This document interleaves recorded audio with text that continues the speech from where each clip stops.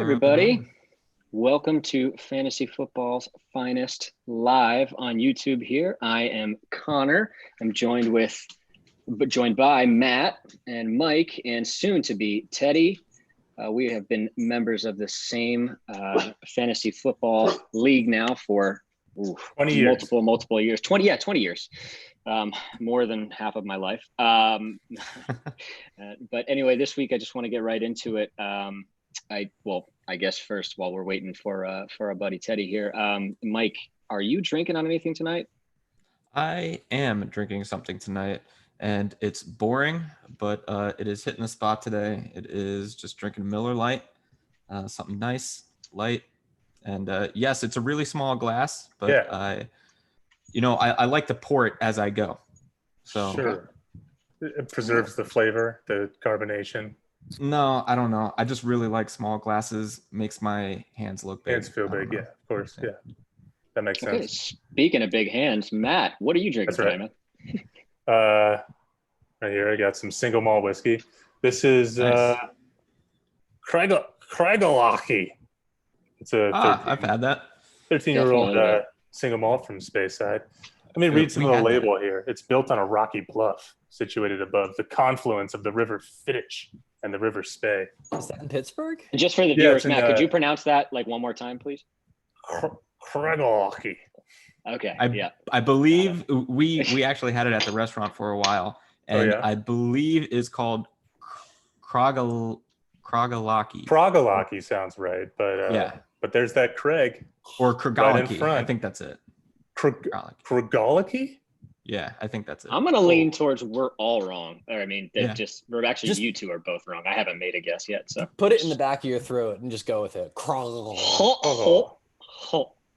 Teddy, what are you drinking, man? So this is an old standby, a great classic Fernet and Coke, Fernet Branca, and the classic Coca-Cola. Bartender's handshake.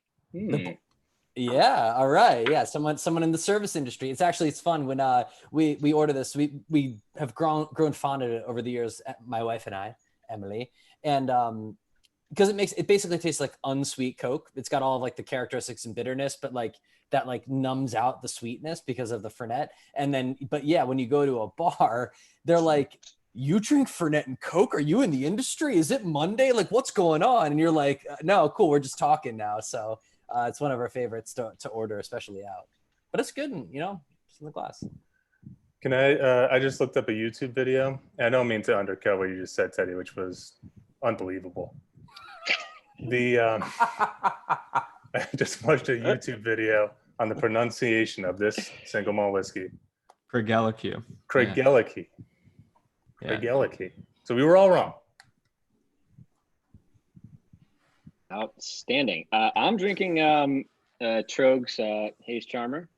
Nice. I think it's a PA brew. I'm pretty sure Trogue's is Pennsylvania. But anyway, it's largely forgettable. No, I'm just kidding. It's delicious. What's that? Weren't you drinking the Trogue's 9%? Yeah. Well, I get some freebies at work, so Trogue's just seems to be Yeah, no, really like them. And just, I mean, if they're willing to sponsor the podcast, Trogue's always leaves me satisfied. This segment has turned into a shameless plug for every beer company. Craiglochy. When it's Wednesday and you need to be fucked up. But I will shameless plug. I am a big fan of Fernet Branca and Coke, but this is the one I wanted to plug today. Is the Kona Island Seltzer. Very nice. Like what makes it different than your average seltzer is that it's fruit punch flavored, and it literally tastes like for the first second you're drinking Kool-Aid, and then it immediately there's no sugar or anything like that. It's just like immediately hard seltzer. So it's just like Kool-Aid, and then whoa, cool. And you got all those Hawaiian fruits in there, I bet. Mm-hmm. No, 100%. Kool-Aid. Oh, not from concentrate. It's just the powder that you poured in there, then printed up the label. Are you guys getting the crazy LED pattern going on? Just on you. Yeah. What's up with that? I don't know. We're on a generator actually because they still haven't restored power, so it might have something to do with like the frequency. But Okay. sorry about That very well could be it. Matt, I don't know You know- if you were aware, but the East Coast got hit with a real big storm. So That's what I heard. Yeah, just that's your what I weather heard. update. Okay, Okay. thank you. Yeah. Yeah. All right. Actually, I found a sweet pic of probably maybe the culprit of why we don't have power right now on a bike ride today, which I will share close to the screen. So just riding, and I got a nice Oh yeah, that's a tree tree on a down power line. right on a power line. I actually carried my bike over the tree, which seems like a dangerous idea, but I didn't touch the trunk. That was my deep point of caution. So Yeah. Now, yeah. is Big tree wood fall hard. is wood a conductor of electricity? No. No. It- Okay. What? Okay. Yeah, it I absolutely feel would like be. it has to be. No, Yeah, there's it like burns. I don't know. It That's what I'm asking. burns. Yeah, but not a conductor of electricity. But you could. I mean, Just if the- because something is flammable doesn't mean that it's conducive. oh, wait, electrical Right? current will run through it though, won't it? Like if Yeah, there's- that's what burns. That's what heats up eventually. I think that if you touch the tree and there's a surge, like you could get electrocuted, but unfounded. That was just the principle I was going on. Well, I am not a man of science, so I probably should. Wood is a conductor, but it's not a very good one. But it's still a conductor. So, Yeah, sure. Guys, yeah. before we get too ahead of ourselves, I just also want to make a quick mention to check out draftwithredzone.com. You can save $10 at checkout with code FFF, or just FF Finest, I should say, not FFF Finest. It's FF not- Finest. So, Yes. draftwithredzone.com. So, Yeah. all right, back to the scheduled programming, talking about trees and electrical current. Yeah. Teddy, go ahead. No. Well, actually, like a final comment on this whole nonsense intro, which has been way too long already, is do you guys notice anything different today? You are not wearing a black shirt. Well, no, I'm not. I didn't. Maybe that is different. I got a new computer. Maybe you couldn't tell, but I How love could it. we tell that? I totally noticed, Ted. I totally We're literally noticed. looking at your face. Maybe Do you know how it's- screens work? Maybe that's why I'm getting the weird patterns. It's not the electricity at all. It's just a new reality forever. First of all, Jeff says we should talk more science, so let's do it. Let's go. First I'm of gonna all, go poke the electrical wires outside with a stick and then see Yeah. what happens. so are humans conductive? Are conductors? Yeah. Yeah. In fact, So, we Ted, did in the what- sleep room once where you won by holding hands and touching two electrical providers. I mean, Yeah. super low current, but that's how you ended up unlocking a door because there was a current that went Nice. through that you had like to if you pass the- apply a charge from an AED to somebody, that's why everybody else has to stand clear, because that charge will run right through that person and then shock the hell out of you. So Yep. like a defibrillator or whatever. So Yeah. that's Saw all these Oh, signs great. around What's up, town Mo? for an escape Oh, room puppy. that's open now. Who the fuck is going to an escape room during a pandemic? That's the worst. That's the most inside you could be. Yeah. You're trapped Yeah. inside. A 12 by Mhm. 12 room with 8 strangers. Yeah, that's right. Sounds like a great time. Yeah. I mean, I love escape rooms, but yeah, it just seems like a terrible, Hard times for the escape room industry. Yeah, and many others.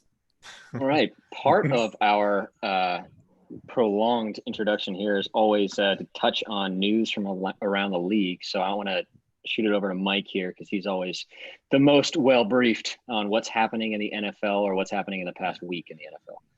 So not a crazy big news week over the last couple of days. Things that we've missed since last episode. Antonio Brown got his official suspension, which will be 8 games from whenever he joins a team. So if he joins now, he can still practice with the team, and then his suspension will take place weeks 1 through 8. If he joins a little bit later in the season, it will be, let's say he signs with the team in week 4, he's out week 4 to week 12. So, I mean, Antonio Brown, I don't think it would be tough for a team to pick Antonio Brown up, knowing that he's going to miss half a season of whatever season that we may get based on this pandemic that we have going on here. And DeLuca says keeper. So no. Well, shit, I mean, the But Browns also- signed Kareem Hunt after punching Right. a woman. So, but it's not necessarily that. I mean, he was gone for 6 games, which is, and there was no pandemic going on. Who knows if we'll actually get a full 16-game schedule? So what better time to sign him? Like Sure. the whole thing could just be a wash. We play 8 games, the whole thing goes to shit, and then like now you've got AB. Not that I think Kareem Hunt on the end of like the suspension, you're like, oh, I feel like I can understand that he, like, because he wasn't a trouble in the locker room kind of guy before all of the public incidents where Antonio Brown was. So I don't think that's an apples to apples comparison, but No, yeah. trouble in the living room, not in the locker room. Kareem Hunt. I'm interested to see what happens though if Antonio Brown goes untouched, like throughout the preseason, and then after week 1, some team is just like, you know what? Yeah, feel pretty good about us. And what we need is a receiver in 8 weeks. So the whispers that you hear are Baltimore and Seattle. Those are pretty 2 well-run teams. I don't know. They're just rumors at this point. I don't know. We're going to talk about Big Ben later and the Steelers. And I went back and watched some highlights from 2018. And Antonio Brown is so good. It makes me mad how good he was in 2018. And it makes me mad that he just blew up his life.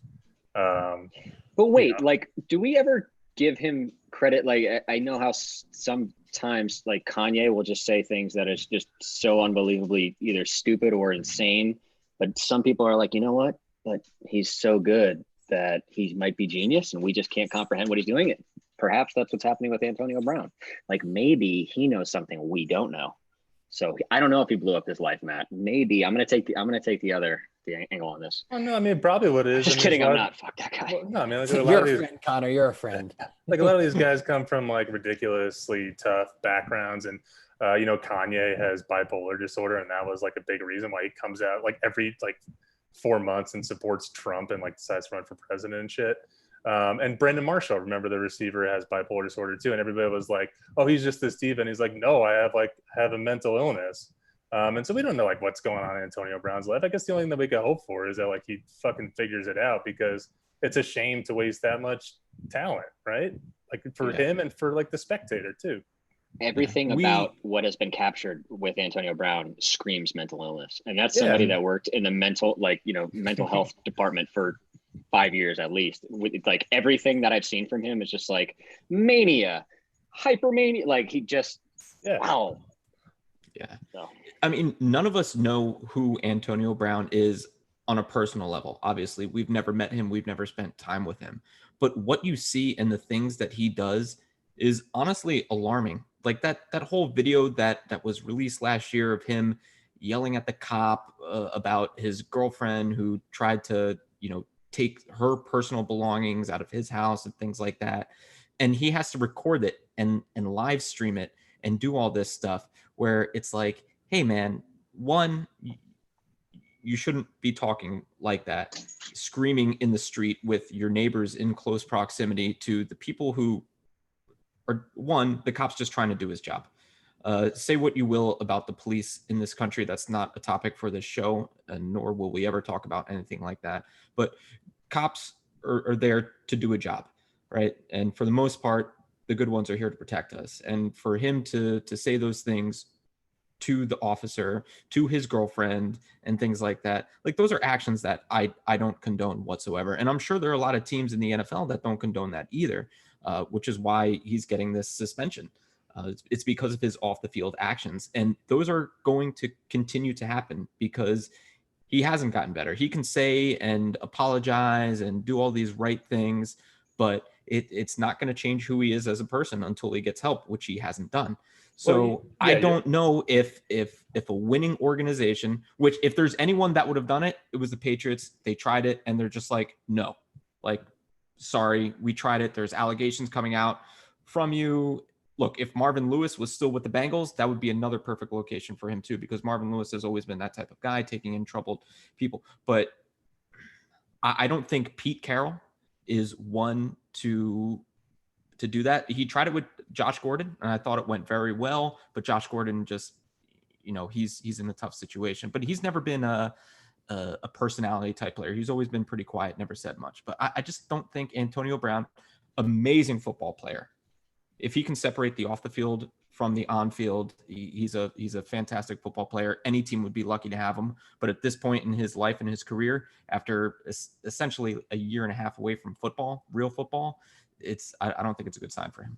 Well, I mean, remember like Pete Carroll brought in Marshawn Lynch, who was a troubled player coming from Buffalo, and I mean, all that was code for was that he had a personality that like people disagreed with. That was like the trouble with him. I mean, they also had Michael Bennett on that team for a while, who also has a huge outsized personality, and it was probably a disruption because he didn't toe the company line or whatever. Look, like I don't want to like speculate about Antonio Brown's mental health or whatever. But you would just hope that he would get the help and that maybe some team can help him out with that. I mean, Andy Reid brought in Michael Vick and helped him transition through that process too. There's not no solution. Like one of these teams who makes millions off of these players can bring them in, mentor them, and help them become better people. I mean, that's what they say all the time, right? Right. It's interesting to me that like Antonio Brown wasn't this guy for the first 6 years of his career. And like, I think some of the comparisons we've made are people that have, exhibited these sorts of behaviors throughout college and an early career. But like Antonio Brown was a role model citizen on the Steelers for like at least 4 years. And then like, got a little bit of a big head, but like you could expect that. I mean, he was the number one wide receiver in the entire league for a while. And he came from a 6th round draft pick and was sort of, a gadget punt returner in his earlier career. So like good for him. Like he made like a transcendent, like Tom Brady-esque leap that no one really talks about. I mean, he's not Tom Brady's Tom Brady. And like, okay.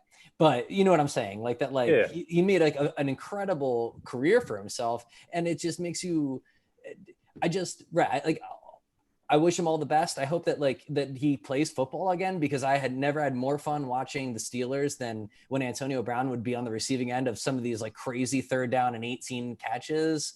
But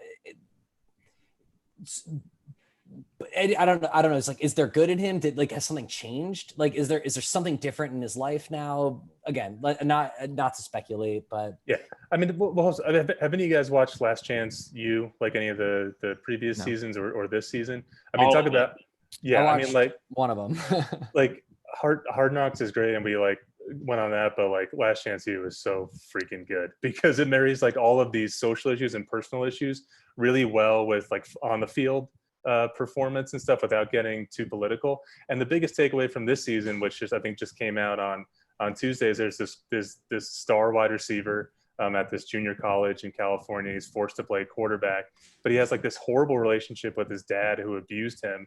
And he's getting like chest pains. He can't breathe. And he collapses. And so the larger point is like, these players are coming from situations that we can't possibly understand. Like Mike, to your point, like a reasonable person can address the cops that way, but these people, due to their upbringing or due to mental illness or due to substance abuse, don't have that level of reason that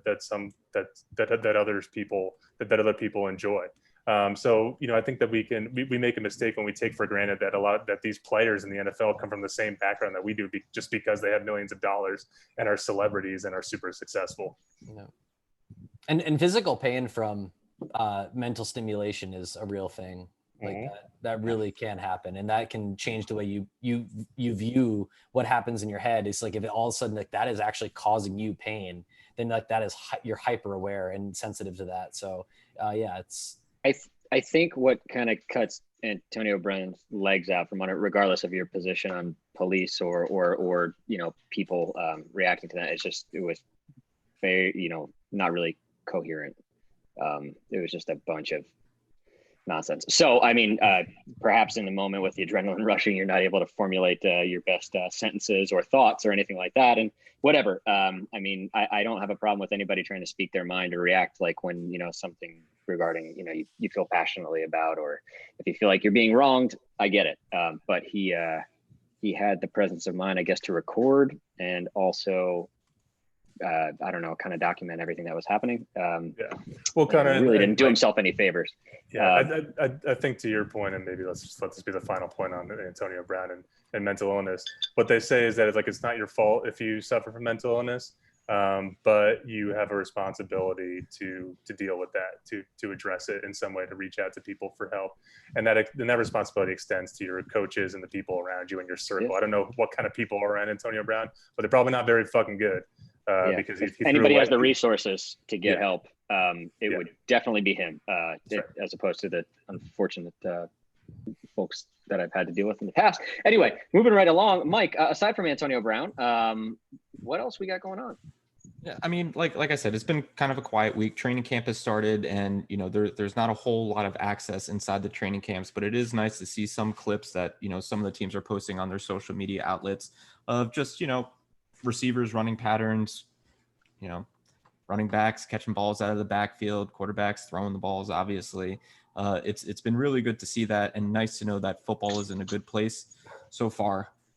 Going forward, Doug Peterson has been confirmed as having COVID-19, so that's a little tough. That's the first head coach that we've seen in the NFL contract it, and he's staying away from the team. And in this time, it's really tough, considering that there's 18 days now before they can have contact, and then you have 16 padded practices. So in this day and age, it's really just kind of like installing during the time. So it's tough as a head coach to be away from his team.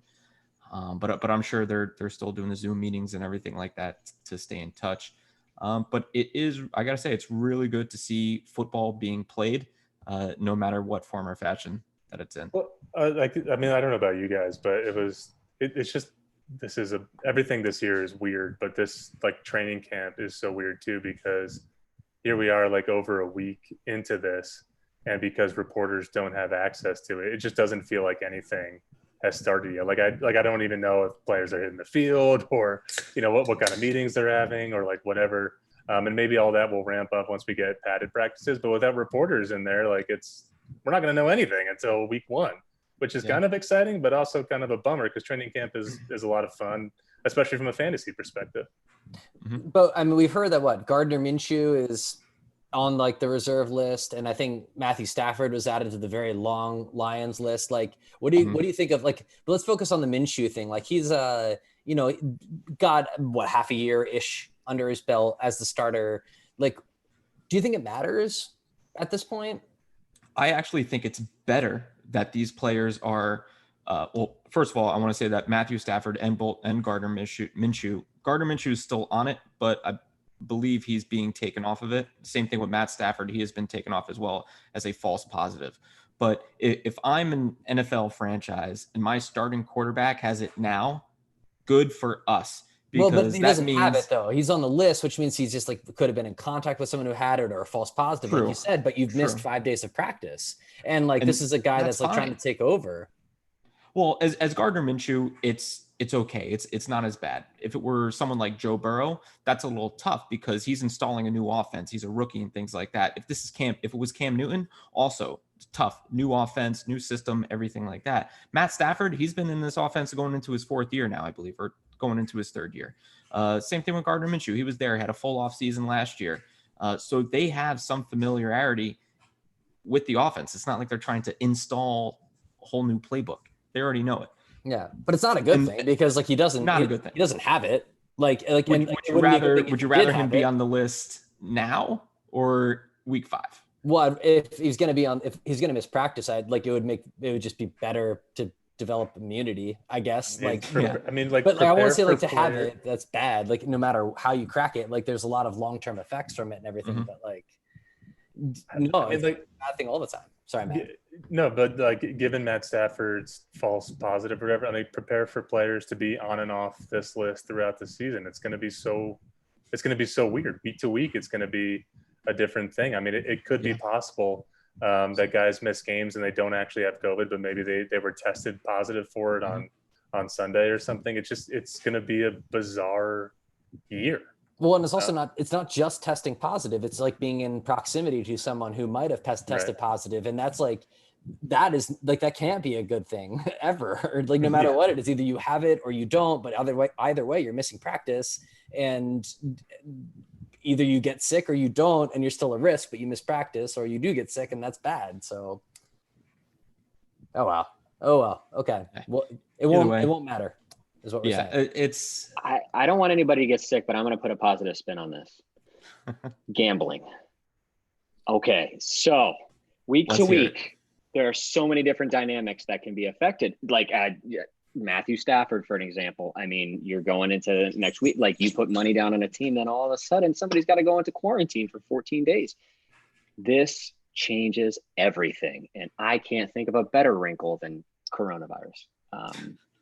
No, I really don't want anybody to get sick, but actually this does affect gambling a lot. And and as well as, fantasy football. So something you got no preseason really, games to bet on, Connor. Yeah.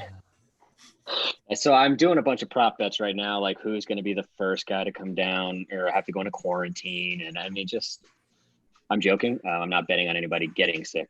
But once they do get sick, I will bet on their team to probably lose if it is a quarterback that goes down. It's like everyone is super susceptible to their quarterback like spraining a wrist or something, and they'll keep him out for 2 weeks and then carry on. Like it's something like that, but it could happen without contact. For sure. Wild. All right, let's move on because this is something that we're going to be talking about, I'm sure, for many weeks to come. So never again. Through some of our latest videos, which were mainly focused on the Cleveland Browns. By the way, I got to say, Cleveland Browns fans are some of the worst human. I thought Philadelphia fans were bad, but I thought you were about to be like, you know what? Good for them. Good people. They really just, I don't know how you We just got done talking about Kareem Hunt and Antonio Brown. You're like, Browns fans, the worst. Yeah. Well, I mean, they're as a fan base, because look, they are the most loyal. I will give them that. They are number one when it comes to loyalty, but they are number 32 when it comes to well-informed. They are so blinded by their love for the team that they are unwilling to realize the team's faults. And this was prevalent in the comment sections. These people were so biased towards the Browns that they were unwilling to admit any faults within their team or within their organization. So one of the things that actually came up pretty big through trying to reply to some of these comments is Big Ben. And these people have no faith, let alone any idea what Big Ben is capable of. I bet they don't even realize that he won 2 Super Bowls. They didn't even make any acknowledgement to the fact that he's done that. Oh, by the way, in 2018, he led the league in passing yardage. He was number 5th in passing touchdowns. People say, oh yeah, but he led the league in interceptions. He only threw 16 interceptions. Let's compare that to Jameis Winston this year, who threw 30. Okay. And people say, oh, well, they only went, 9-6-1, whatever it was in 2018. Yeah, their defense was not the defense that they have now. And that's the problem. People aren't putting the pieces together. And, people say, oh, well, the offense sucked in 2019. Well, yeah, Big Ben wasn't there. Without your starting quarterback, let alone your second string quarterback for I believe 6 games, Duck Hodges ended up starting. So you're playing with a third string quarterback for 6 games. You have to completely alter your game plan. James Conner missed a couple games, right? The Marquise Pouncey missed a couple games. Juju missed a couple games. And you just, the defense was the glue that really held that team together. So now in 2020, you have to take the X and the Y. 2020 is the answer. So you're taking the X, which is 2018, and that offense, what it is capable of with Big Ben and everything like that. You're taking the Y, the defense of 2019, and there's your 2020 team right there. Yeah, you don't have Antonio Brown. That's fine, because you have Chase Claypool, Deontay Johnson, who I think is a standout wide receiver for 2020. He's been working with Deshaun Jackson all offseason, and I think he's going to be a huge down the field threat. You add Eric Ebron, say what you will about the guy, but he's a big red zone threat. Chase Claypool, who I'm sure Connor will have plenty of good things to say coming out of Notre Dame. This offense has the potential to do well. And if people are worried about, oh yeah, they're young or they're in a division with loaded defenses, with second and third string quarterbacks in the division, the Steelers were still doing well against those teams, especially top teams. So let's start off there. I mean, obviously, just coming out and hearing that introduction to the whole thing, I'm pretty high on the Steelers and what Big Ben can do and returning to form after surgery. I'm interested to hear a fan's perspective from Teddy. Yeah, let's hear it. What do you got? Yeah. So I am a Steelers fan.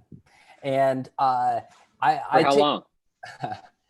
Well, it was the 3 more yards game, the 1994 AFC Championship loss to the San Diego Chargers, which really cemented my love for the Steelers. It's my first football memory. I remember them losing because like my dad was invested in it. And then I remember the Chargers getting whooped by the 49ers, 49-3 or 7 or something like that in Super Bowl 29, I think it was. That's the first Super Bowl I remember too. Yep. That's crazy. Yeah. Yeah. So like, and I just remember thinking like, it could have been the Steelers and like, maybe this would be different because like this team got whooped and like, so yeah, so that long. So years. We can never replace the Killer Bees. Like that was a very, very special time. And the Steelers offense was that top 3, maybe top 1 for some points of that, like, and especially when Martavis Bryant was a part of the Bees and Chris Boswell, like everything was humming along, like just like keep rolling with the metaphor, I guess. And it felt amazing. Boswell. Part of the Killer Bees. Flying, Oh my God. I didn't know he was part of that. Oh yeah. I mean, they slipped him in Sunday Night Football. But like the thing that separates the Steelers this year versus that was like every player on that team, like that, like all the skill positions were so special. And right now we have a great cast of like role players. And I think that's where we are in Ben's career.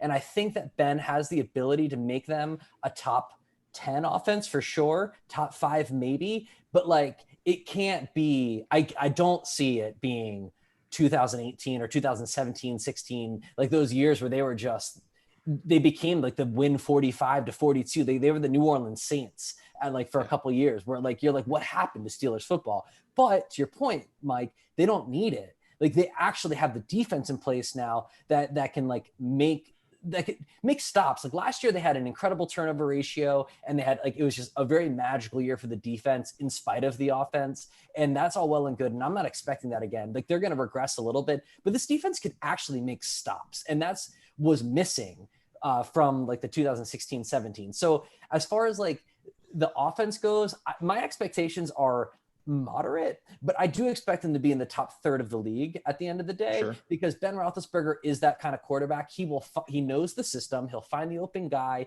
They've got players that know how to play with discipline. There's no drama, and that matters. The line is rock steady right now. They've got a lot of returning veterans. Point of concern for the next couple of years. Ben also getting old, but like the line also aging very quickly. And they brought in one guard. Man, I'm forgetting where he's from in the draft, but like I'm hoping that they start to like put that churn in place. They did lose BJ Finney as well, who was like a pretty solid role player there on the line. I'm expecting 9th best offense in the league, and that's enough. All right, here's me. Here's Browns fan. Here's skeptical against Matt. Just so you know, Matt, real quick. By you watching highlights of all the Browns games last week, that's not enough evidence, just so you know. I watched every Steelers game going back to the time that Teddy was a fan tonight, and it was a lot. Jesus, you had a busy night. I packed it in. I packed it all in. So Teddy, I mean, you bring up that defense being good, and the Steelers won Super Bowls in Ben's early years, primarily because they had an excellent defense. But we're forgetting on those offenses, well, they also had Hines Ward, and they had Plexico Burress, and they had Jerome Bettis the first time, and they had Rashard Mendenhall. They had Hall of Famers. Antoine Randall. Such a condescending tone. I mean, they had Alan Faneca. Is he a Hall of Famer? Yeah. Yes. Yeah. So, I mean, they Dermontti Dawson. I remember that guy. They had all these pieces in place that the Steelers just don't have this year. So like, yeah, their defense is great, but is it enough? Is that defense as good as that Steelers defense was, around the turn of the millennium? Time will tell. I mean, there are a lot of players playing at like if they can sustain it, Hall of Fame potential. I mean, Marquise Pouncey has been rock solid. Like if you want to like put someone on the line, David DeCastro is like one of the top guards in the Very entire underrated, league. both of those guys, by the way. Yeah, and then you throw in, I mean, Minka Fitzpatrick's young, and T.J. Watt is young, and Devin Bush is young. Like there's a lot of potential. It almost feels in reverse on that one, on that situation. I like that. There's the offense is loaded with players with a lot of established performance, where the defense is sort of the wild card, where I think that we sort of had the opposite, but like the career will tell. But good point. Yeah. So all those young guys you just mentioned, though, if you're like coming from a college football fan perspective, you literally just mentioned like college football Hall of Famers almost. Like, I mean, talking about Devin Bush, like he was a guy that Michigan leaned on heavily. Minka Fitzpatrick, and it did all those guys. They have to have incredibly high ceilings, and at least they know how to win. So I feel like if judging by how young they are, I think the ceiling has got to be extremely high. Well, the reason why the Steelers haven't won a Super Bowl in 14 years, does that sound right? Jesus. 43 was 20, yeah. So somewhere in that neighborhood is because it's not because they don't know how to recognize talent. They clearly do at like almost every position. They're one of the best identifiers of talent. It's just when can they line it up so that they can mobilize and get all that talent faced in one direction and playing at their highest potential. That's been their issue over the last decade. Being good at drafting helps a little bit, but you have to get to other places. Like you have to get someone in from some other, because you only get so many draft picks, and you can only get so many first and second and third round draft picks per year, obviously. So like, right. You have to like find talent elsewhere. And so I'm gonna I'll use the classic sandwich method for my thoughts about the Steelers. Compliment a whole bunch of negativity, and then a compliment on the bottom to soak up all that meaty negativity. Big Ben, when you watch him just 2 years ago, is so in control, especially like as I'm watching like clips of Nick Foles and Gardner Minshew and Drew Lock. It's just like Ben Foles is just Ben Foles, Ben Roethlisberger. I have all his albums.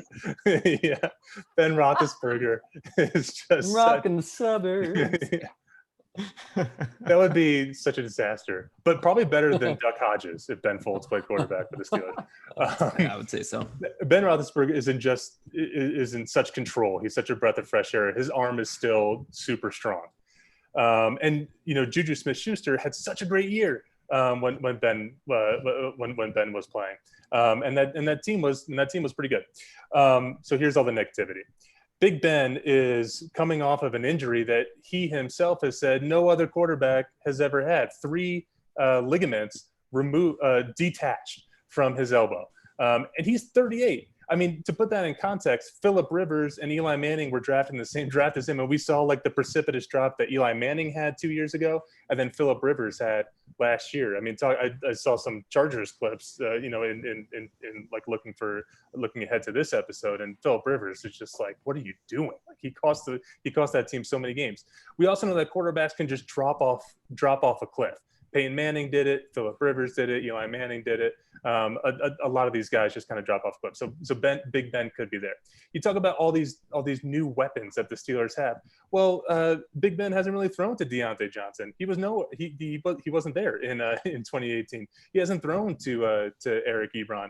And the biggest thing is that Antonio Brown helped that offense immeasurably, of course, but he also was like the most critical piece. Over 100 catches, 15 touchdowns. Time and time again, Big Ben is relying on Antonio Brown's athleticism and his catch and run ability. You can't replace the talent of Antonio Brown with Deontay Johnson.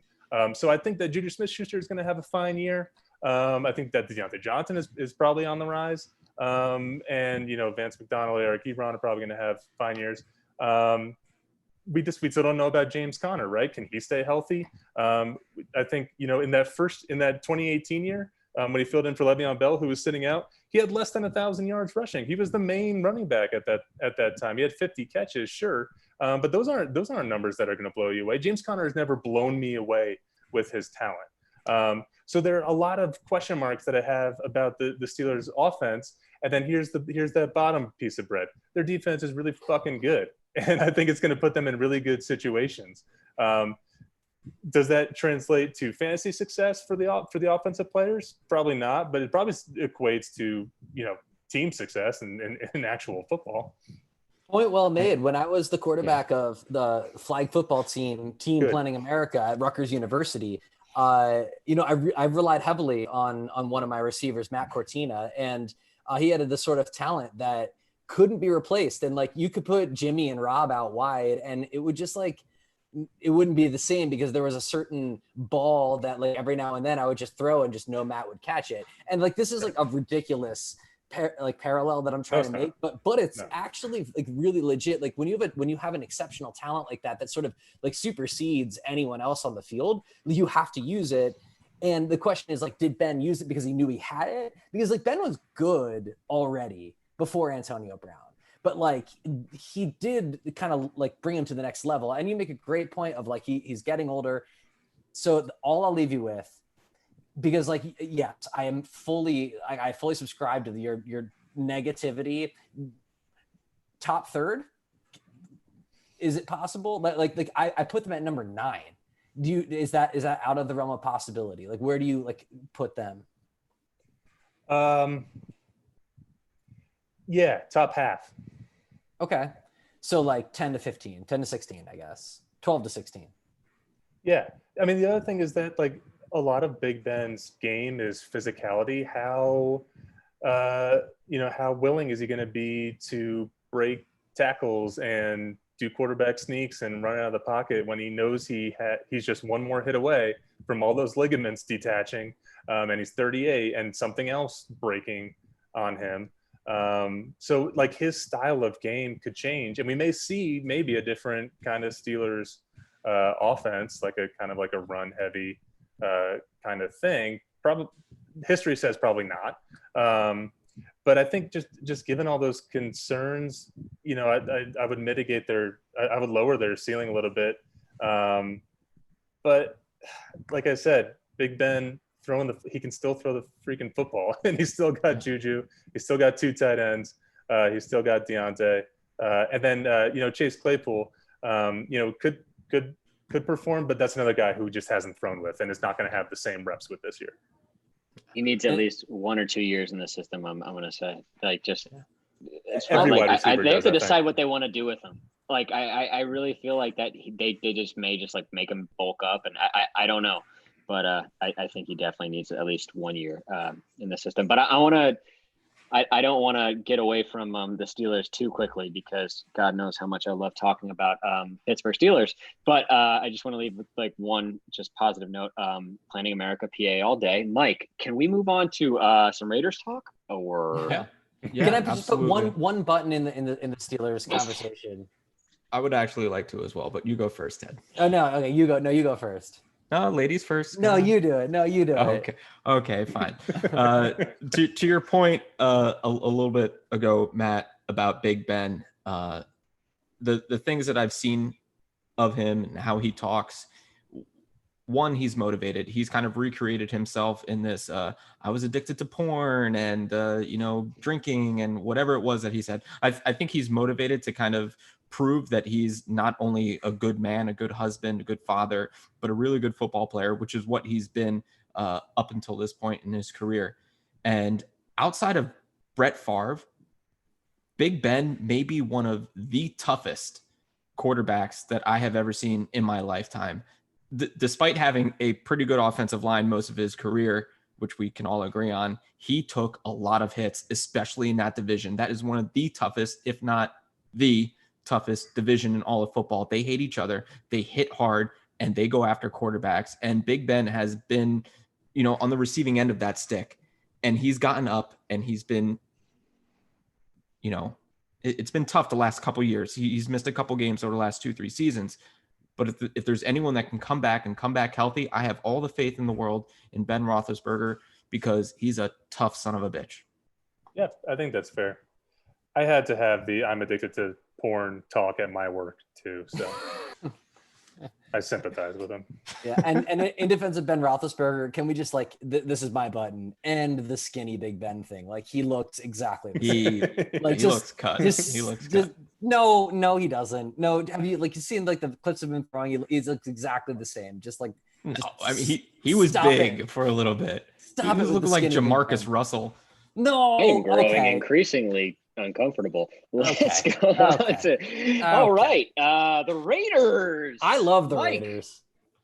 Love the Raiders too. And honestly, I am so happy that Derek Carr said what he said today, that, hey, I feel I'm being disrespected. There is absolutely no question, no thought in my mind that I was not playing this year because I feel that I've been disrespected. Who was it today? I believe it was Skip Bayless who threw out some weird stat, or it may have been Colin Cowherd. But look, Derek Carr, as we know, in our fantasy league, we value accuracy. And he was the second most accurate quarterback behind Drew Brees, completing over 70% of his passes, which is awesome. Threw for over 4,000 yards.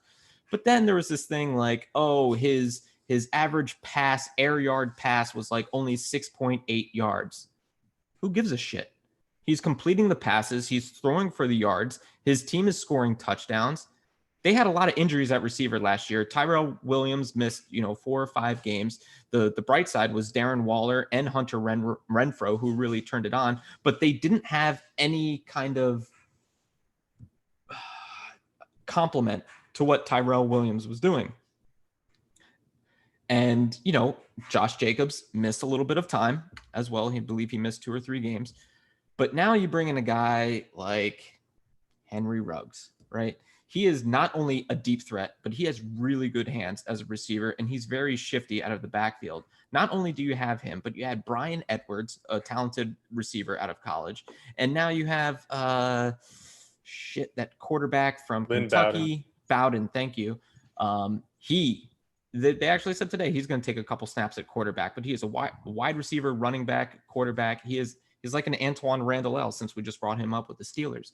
I think what this Raiders offense can do, and they've shown progression. They start off 4-12 or 3-13, whatever it was in Gruden's first year. They improved to 7-9 last year, and now they're in Las Vegas. They have offensive pieces there.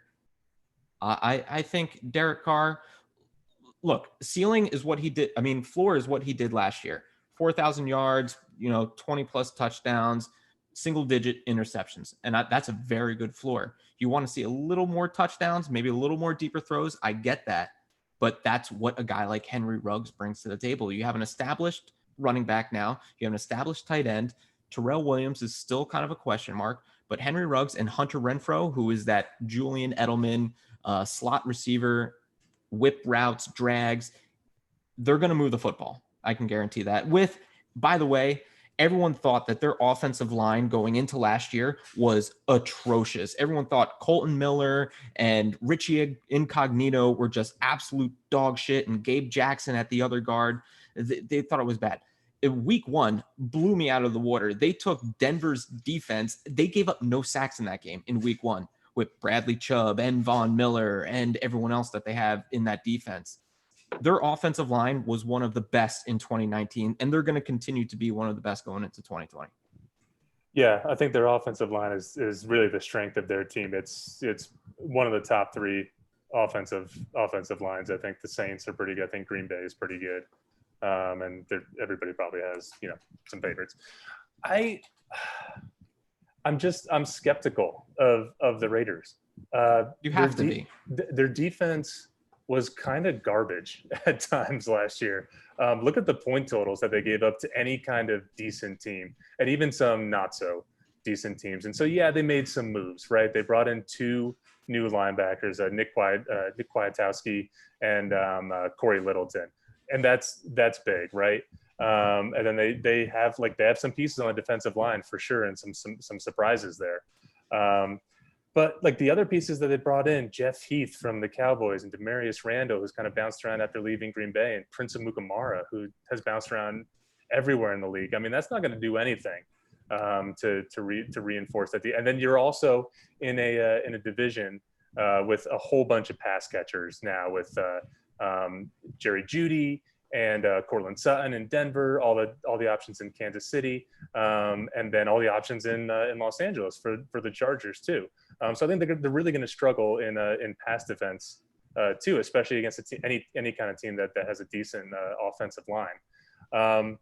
So like Tyrone Williams played in 14 games last year, and he only had 42 catches. Like, where the hell was he? I mean, he was supposed to be the guy who was going to be the number one receiver. And yeah, Hunter Renfrow came on late, but he's like, at this point in his career, he's still a complementary piece. Darren Waller, I agree, is a stud. But without those other pieces, I mean, he kind of stands alone. And then, I love Josh Jacobs. I mean, he pops off the tape. I had him in fantasy last year. He's so good. He runs so freaking hard. But they take him off the field and they put in Jalen Richard in the red zone sometimes. And they're always using Jalen Richard on third downs. And they're probably going to end up using Lynn Bowden on third downs now. So they don't know exactly where their strengths are. And the thing about Derek Carr is I think we all like him for his efficiency, but has he ever made a throw that has wowed you? I don't think I've ever seen a Derek Carr. I'm like, wow, I don't think anybody else in the league can make that throw. And so I think his ceiling is pretty low. I know they went 14-2 that one year, 5 or 6 years ago. Do they have the same police? What's that? Wasn't it 3 years ago? Yeah, I don't know. Okay, but yeah, Whichever. It was sometime within the last. It happened. Let's say 5 or 6 years ago. There was a year where the Raiders were good and Derek Carr was the quarterback. But do they have the pieces right now? Their talent is really, really, really young. Lynn Bowden, Hunter Renfrow, Darren Waller. I know he's in his 5th year, but he's only coming on now. Josh Jacobs. All these guys are really young. We talk about the Steelers. Can they match their talent to the right time frame? Is that offensive line going to peter out before all their skill players come online and can start to produce? So this year, I have a lot of skepticism, particularly considering the other teams in that division. Yeah, I like the Raiders players this year. I want to say I feel like in defense of John Gruden and I guess Mike Mayock, because they come on about the same time, the same year. Yep. Okay, so you have seen progress, and I think that an important place where I anchor my belief is that they traded away Khalil Mack, who was the best player on that team, for 2 first-round draft picks over the next 2 years, and now they've used them, and they've developed some talent. They have was Josh Jacobs first round, or was he second round? First. He was first. Okay, yeah. So they've kind of put some of these picks to good use. Maybe they just had more of them. But I kind of expect a continued progression. The Raiders were in the mix at the end of last year, not to win a division, but to be the 6th wild card at least. And there are 7 this year. And I have seen the one thing I definitely agree in this, it's changed my mind a little bit on him. You said, I have never seen Derek Carr make that wow throw. That's real. And and that's something that I have seen all of the greats do as a casual football watcher. I don't watch every game every week all the time because I'm not a pro, but I watch the games on primetime and the ones that come on that are interesting with good competition that I can pick up on DirecTV or whatever. But I've seen decent footage, but nothing that pops out. But he was in the MVP conversation. I think it was 2015, which makes it 4 years ago. So I think we were both sort of around.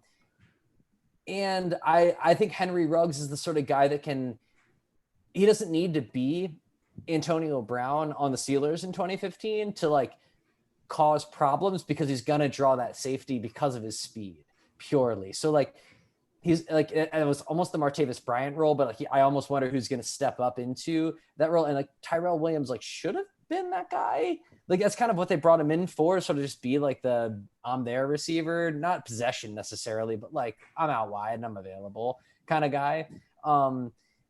So yeah, I approach it with more skepticism than I do say the Steelers, but I think that like there is reason for optimism as opposed to your pessimism. Well, I mean, a couple of things. I mean, this is only Gruden's third year, and they blank slate. They wiped everything clean and started from scratch. So you have to give them credit for getting to this point. And last year, I mean, Ted, they played Kansas City in Week 13. Kansas City was 7-4. The Raiders were 6-5. They were playing for first place in Week 13. They were 7-8 going into the final week of the season, playing for a playoff spot. They were a 2-point conversion away from being 8-8. And I don't know if that would have allowed them to make the playoffs or not. I don't remember. There were a lot of scenarios which involved the Steelers, Colts, and Raiders. Yeah, right. It was a confusing year, and the Titans, yeah. Yeah. I think the one main thing that we should really take away from the Raiders organization is that for those of us who have been around football and played football, one thing that our coaches always taught to us, and even you hear some of the old school football analysts on TV, one thing they always say is that the game is won in the trenches. And the Raiders, believe it or not, have one of the best offensive lines in all of football. And yeah, Derek Carr may not make those wow throws that we see Patrick Mahomes throw, where he's like throwing crossbody or not even looking and whatever it is that he's doing. He doesn't have to now because now he has a clean pocket to throw in. I mean, honestly, we can kind of say Tom Brady never really made any of those passes either. Like it was more so. I'm going to stop you. More so ridiculous catches. No, Tom Brady made those throws. I watched him do it time after time. The Fair third enough. and 18s. It's a third and 18s where you hit that the 18.5 yard pass. Yeah. And like get the fuck out of here. Like yeah. I've made the point before that Derek Carr would be really good on the Patriots, and so I think there is like they play a similar style, but like there's no, you can't make the argument that Derek Carr has that X factor that Tom Brady has. I'm not saying he does, but what I'm saying right now is I'll just go back to my original argument before I start making claims about anything, is that he's going to have a very clean pocket and he has the weapons around him to properly distribute the football. So if he's only getting sacked 20, 25 times in the next season, that's going to lead to success for the Raiders as a whole, as an organization, because that means if it's first down and they decide to pass, they're not starting behind the 8 ball. Whether they're running or anything like that, it's always positive yardage for the Raiders, which I think is going to be a good thing. And their defense, Matt, to your point, Nick Kwiatkowski and Corey Littleton, where they struggled the most was in the center of the field. Jonathan Abram, their rookie first-round draft pick, who stole Hard Knocks last year, by the way. I think he was great with his everything. He comes back. He tore his ACL. He missed the entire last season. That's why they let Carl Joseph go to Cleveland. So you bring in a hard thumper who's really kind of essentially like that Cam Chancellor, Keanu Neal type safety, where he's going to play in the box. He has decent coverage skills, but he's going to whack you, right? He's going to make you scared to come over the middle. And it's the same thing. Corey Littleton and Nick Kwiatkowski, they're very good coverage linebackers. And when you have guys like Noah Fant, Travis Kelce, obviously the kid from Missouri that Denver drafted, you have a lot of tight end talent in that division. And when you have safeties that can't cover or linebackers that can't cover, you're losing. And when you watch those Raiders games against Kansas City and Denver, Noah Fant had a pretty good game. Travis Kelce ate him alive. So now you have to kind of temper your expectations for those games. I think the defense is going to be vastly improved, and the offensive line is it's great. Well, I mean, no doubt their front seven is better. And I mean, Max Crosby kind of came out of nowhere and was really good last year. Mm-hmm. And Cleveland Ferrell was better than I think people thought he would be. I think people thought Mayock took him too high at number 4, whatever. But he played pretty well. And so adding those 2 coverage linebackers in there, that's kind of the new NFL. Then if you can have a safety who can play in there, so that's a pretty good front seven. They still have even that defensive tackle from Michigan, who I'm sure Connor can tell us all about. He came on and he played very well. They also added I want to say Malik Collins on the defensive line as well, which I think will be pretty big. So they have the pieces in place. Yeah, but the existing pieces didn't play that well because they gave up 40 points routinely, and their secondary did not improve at all. The one thing I'll say, just circling back to Derek Carr, is that there was a lot of smoke when John Gruden came in that he didn't like Derek Carr and they wanted to get him out or something, and then whatever, Derek Carr ended up playing. Well, you don't bring in Marcus Mariota, and you don't draft Lynn Bowden Jr. To maybe play a hybrid role, maybe take away some snaps, maybe play the Taysom Hill role if you're fully comfortable in your quarterback. And so I think I won't call it an outburst, but like the frustration that you saw expressed by Derek Carr in that interview, I think like he blamed it on the external things, but I think it's also coming from internally. Because I think that these issues have been bubbling up for a while now, and this year might just be the breaking point for him. Well, yeah. if we're talking about just talking, like polar opposites, or maybe not polar opposites, but just conversely, like if you're a Raiders fan, looking at two guys as far as culture and winning are concerned, Gruden, Mayock, seemingly very aligned and moving that franchise in a direction that you have to be happy about. While the Browns have an abundance of talent, the Raiders just seeming that they seem to be consistently building and pushing that franchise in the right direction. And if you're a Raiders fan, you have to be looking just like the optics. Things are good, that the horizons are bright, right? I don't know if anybody can really disagree with that. I feel like, I mean, God forbid if they get a generational talent like Patrick Mahomes at quarterback, you're not going to have to worry about them trying to, fight for buy-in games in the playoffs or like certain scenarios for them to like make things work out so they can sneak in. I really think that they have continuously built since Gruden and Mayock have been there and pushed that franchise in the right direction. I as a Raiders fan, I don't know how, not as a Raiders fan, but for Raiders fans, I don't know how you could complain about the situation that you're in compared to a few years ago when, the playoffs were a far distant idea, concept. 100%. I feel optimistic if I was a Raiders fan. And one of the things that just like watching all these teams, it's just like you can find the good in any team, right? I mean, that's NFL parody. I mean, you can just watch and say like, oh shit, they got a lot of pieces. And then of course we've also we've also talked about this on previous iterations of this show, where this is one of the first years in the NFL that we can remember where you can almost make a case for every team. Every team has something good or something that you like or some potential that could just project them.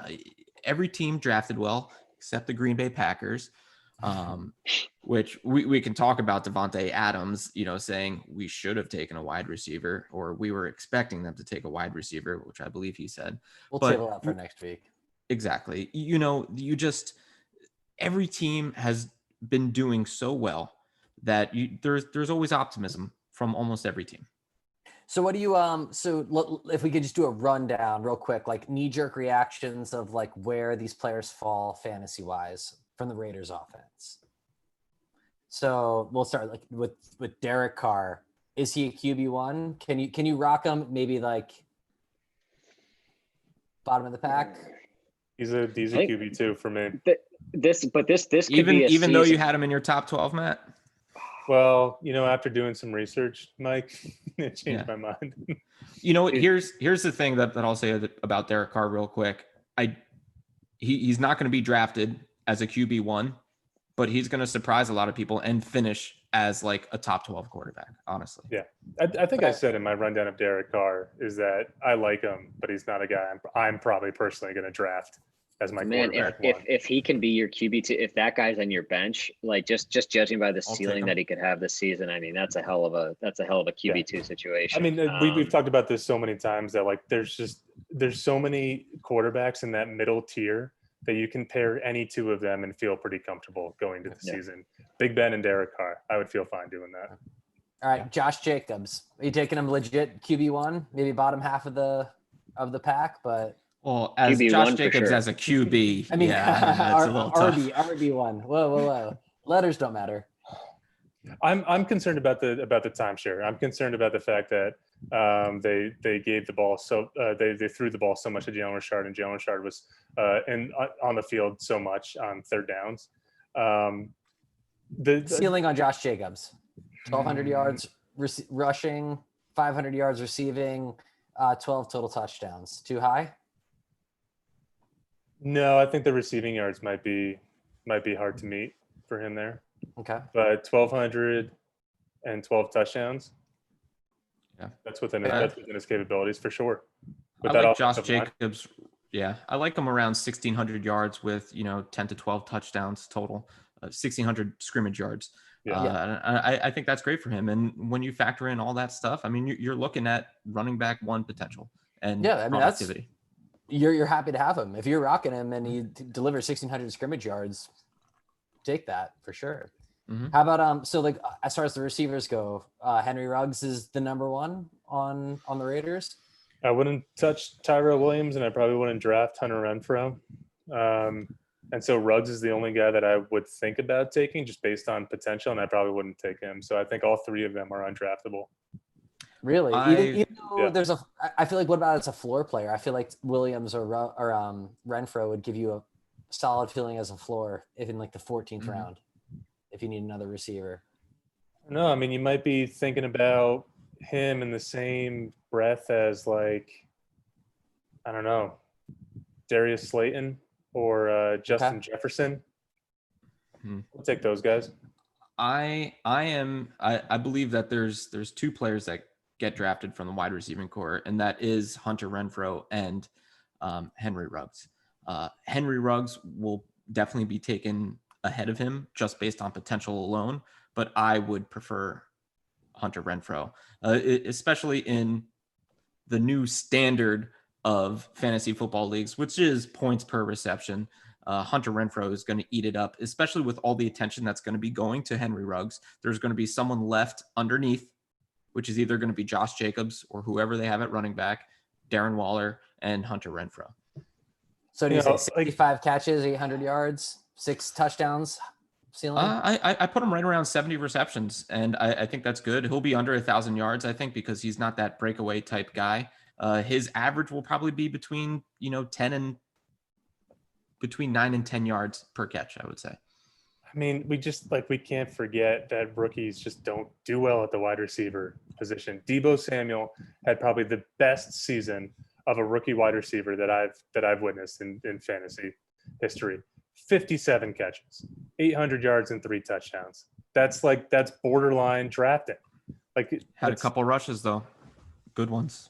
Yep. Terry McLaurin had 150 yards, 150 yards rushing all season. Which is huge for what that puts him over 1,000 scrimmage yards, which is great from a rookie. That's 1 point a game. All right. I'll take it. I'll take it. That's 1 point a game. I mean, I'm not knocking Deebo. That's a great year. Congratulations to him. As a rookie, I think that's great. But I'm not taking it. That's nothing for my fantasy team. No, it's 55 catches, 800 yards, 3 touchdowns. It's nothing. That's why I always say that's the best rookie wide receiver year that we've seen in recent history. That's the best. Oh no, Anquan Bolden. And what about Terry McLaurin? You said recent history, yeah. Recent history, Jesus. Yeah, sorry. It is a startable commodity for me for a few weeks. Okay, so. Terry McLaurin. People are so high on him this year, but what they forget to realize is that he was good last year, but it was pretty much just because there was nothing else to do. They were losing by so much that they just had to chuck it up and throw it to him. Yeah, he's a good deep ball threat. Oh, you think they'll be winning this year? No, but I just don't. I just don't think he's the option, because you have to look. Jordan Reed is not there anymore. He just signed a contract with the 49ers. They have no one else there, and now that they know of him as a threat, which they didn't necessarily know of last year in 2019 because he was a rookie, now they can properly game plan for it. I just don't think with the expectation, people have him at like 1,200 yards and 10 touchdowns. I think a more realistic number for Terry McLaurin is right around 970 yards, maybe 1,000, and he'll probably catch maybe 6 or 7 touchdowns. So we'll conclude with the only viable draftable option on the Raiders. Can I just say real quick? Aaron Waller. Hold on, real quick. Yeah. I want to go through these rookie wide receiver seasons because I think it's edifying for anybody watching. Randy Moss. Great SAT word. Randy Moss, number one. And he's a Hall of Famer, right? And that was like, what, 25 years ago? Who did he play for? I don't know. 70 catches, 1,300 yards, 17 touchdowns in his rookie year, Randy Moss. Wow, really? Yeah. Bill Groman in the 1930s. Anquan Bolden in the 2002 or something.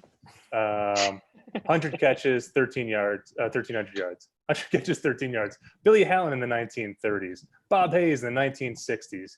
John Jefferson in the 1960s.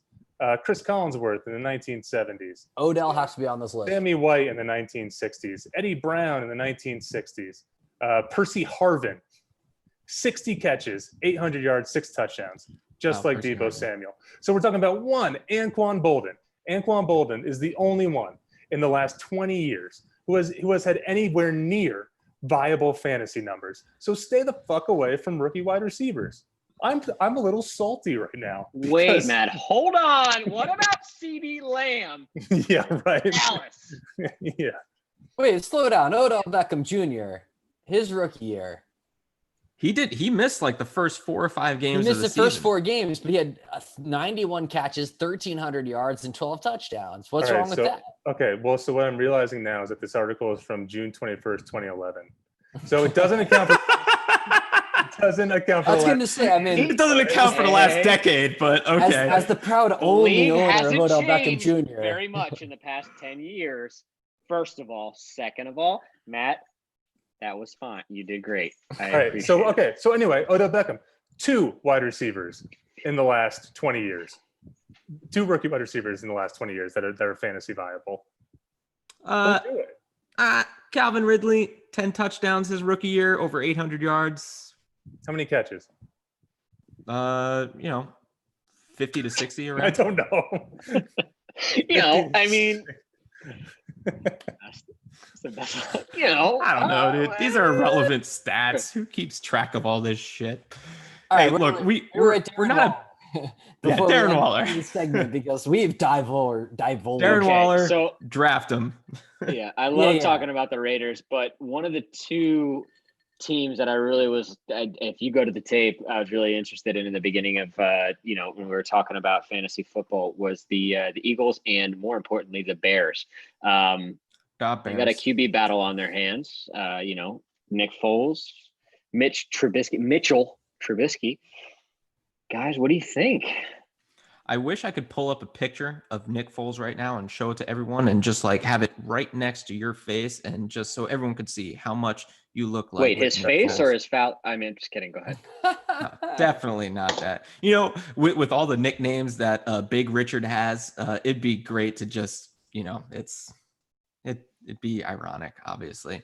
But hey, look, big quarterback battle in the windy city of Chicago and Chi-Town, right? Like this is exciting football. When's the last time that we've had like a real good quarterback battle? Last year. Yeah, I know. Nick Foles and Gardner Minshew. We didn't even know who Gardner Quarterbacks Minshew battling was it out. until It's week happening 2. again. 2 shitty quarterbacks, and one of them is Nick Foles again. Yeah. So, all right. So Matt Nagy has actually gone on to say, I believe this was last week, that he is actually giving the edge to Mitch Trubisky early on because everything that's happening right now, it's detrimental towards Nick Foles' growth within the system, which I understand. Offenses oftentimes are a lot about chemistry and everything like that. But Mitch Trubisky, we forget that 2 years ago, he led those Chicago Bears to 13-3, and he had a very good statistical season. So what happened last year? We don't really know. Is he an idiot? No, because he's athletic. We've seen him make that touchdown run against the Patriots where he ended up scrambling for like 90 yards for a 30-yard gain. And you just see these moments from Trubisky. So who do we like here? Because it's kind of they're both, I don't want to say trash because Nick Foles has shined in times as well as Mitch has shined at times. So what's the better option here for the Bears? I'd like to lead this conversation by saying that like this particular battle is tough because we've seen good and bad from both of them. And the guy that's going to win is the one that shows the most good up to the point that they're making a decision. I was going to say like in training camp, but that's like even like with the first, I mean, this is going to go on for a couple of weeks. So whoever's shown the most good recently, and because one thing that's like a fact is like learning the offense, blah, blah, blah. Like that's all these quarterbacks have been doing it. Like they don't make it to the pros if they can't learn an offense. And what's going to win is like talent. And both of these guys have talent, but it's inconsistent. And I think that like what's going to happen is someone's going to like hit a hot streak for a while and everyone's going to be, wow, this guy like really has it. Like the chemistry's there, the touch is there, like really like firing all cylinders. And then something's going to get in his head and it's going to change everything. Because I think that's happened to both of these guys in the past. Because like, again, I don't know if you know this, but I was the quarterback for the flag football, Planning America flag football. I remember that. Never mentioned that. At Rutgers University. And like, you know, there is a mental game that happens at the quarterback position where like, if you get flustered, it's hard to break out of that. And like, these guys are way better than I am, but like, not really. That still has to happen at every level. Like, I fully believe that like if you are an elite quarterback, you're playing against much more elite competition. Cause like the purple camel toes were fine, but they were not like, you know, the Pittsburgh Steelers of defense. So all this is to say that like I think the Bears are in like a lose-lose situation because they're going to ride the hot hand, but it's going to be more of a random chance, like high probability to regress to the mean than we were used to, because it's not like, oh, this is a new commodity, like we don't know anything about this guy, or like this is a proven veteran. It's like a veteran who's had weak spots in his career and like is sort of been very streaky. And then Mitch has been like 13-3 one year, 6-10 the next year, like very streaky. And one of them is going to get on a hot streak and maybe they'll win some games. But when that ends, the other guy's not necessarily going to get hot. And I just think it's going to be a clusterfuck and just. Oh, I think that's the perfect word. It's going to be a clusterfuck for the Bears this year because you have two not very good quarterbacks. And to your point, Ted, like they're going to have to make this decision before any games are played. And if that's the case, it's going to be Mitch Trubisky because he knows the offense. He has a better arm. He's more he's more athletic than Nick Foles is. So it's going to be Trubisky, and then Trubisky's going to do Trubisky things, and they're going to put in Nick Foles. So I don't know if I don't actually know if Matt Nagy and Nick Foles ever crossed paths in Kansas City. And that's why they brought him in. So maybe there's some kind of connection there. They did. Okay. So maybe Nick Foles knows some of the offense, but like Nick Foles got pulled. Nick Foles was 0-4 as a starter in Jacksonville last year. Nick Foles is the only reason why Doug Marrone still has a job is because he can chalk up those losses. They were 6-6 with Gardner Minshew. He can chalk up those 4 losses to Nick Foles being shitty. Doug Marrone's not a very good coach, but he can blame it all on Nick Foles. They pulled him in the middle of that Bucs game to start Gardner fucking Minshew, who was like a fucking joke until that point. And then, yeah, he obviously proved himself, whatever. The Bears are going to be such a fucking clusterfuck because they're going to go back and forth. And the issues with that team last year were not limited to Mitch Trubisky. People figured out Matt Nagy's offense and he couldn't adapt. They were running. David Montgomery was not as productive as people thought he would be in his rookie year. And then with only him and Tariq Cohen, there just wasn't enough diversity in that backfield to run Matt Nagy's offense. And with only one viable wide receiver, only one tight end or wide receiver in Allen Robinson to throw the ball to, Mitch Trubisky was like, who the fuck was he going to throw to? And so I actually thought, like, I watched a lot of Bears games last year. I thought Mitch Trubisky played pretty well. Yeah, he makes some dumb decisions sometimes, but he's a really gifted runner. He can pick up third downs. He can get out of the pocket. Yeah, he makes some bonehead decisions, but he's got a rocket. He can throw the ball into any situation. I think the scheme was faulty. I think the personnel was faulty, and they didn't do that much to help him besides in bringing Jimmy Graham, who's at the end of his career and can't do shit anymore, and Cole Kmet, who I think is going to be a very good player, but maybe not in his first year. Tight end is another hard position to break into. And then they also have issues on the offensive line. I think they had an opt-out on their offensive line. So you add in all of that stuff, and the defense wasn't as good as it was under Chuck Pagano, as it was under Vic Fangio, and Khalil Mack wasn't as good as he was last year. And then on top of that, you have the Packers, you have the Vikings, and the Lions, who are a really good team and lost so many close games last year. I think the Bears are no doubt the bottom of the NFC North, easily. Yeah, I agree with you. They definitely are. And with Matt Stafford coming back healthy, it's the Lions are going to be decent this year. Okay, let's not count them out. But not to go off on a tangent. I think they'll compete for the champion for the title. Yeah. I think it's Green Bay and Detroit, honestly. Absolutely. Just to touch on the Lions real quick, since I brought them up, I think Kenny Galladay is absolute fantasy gold coming into 2020. He had 3 or 4 multi-touchdown games when Matt Stafford was healthy there. And, he still ended up catching 4 touchdowns from a third-string quarterback named Blow towards the end of last season. But that's regardless. So going back to the Bears, it pains me to say early on when the Bears got him, I'm just like, oh, this is Nick Foles all the way. But now when I think about it and I have time to sit back and watch a little more film on both quarterbacks, the Bears are better suited starting Mitch Trubisky. And here's why. Because you touched on it. He's got the better arm talent.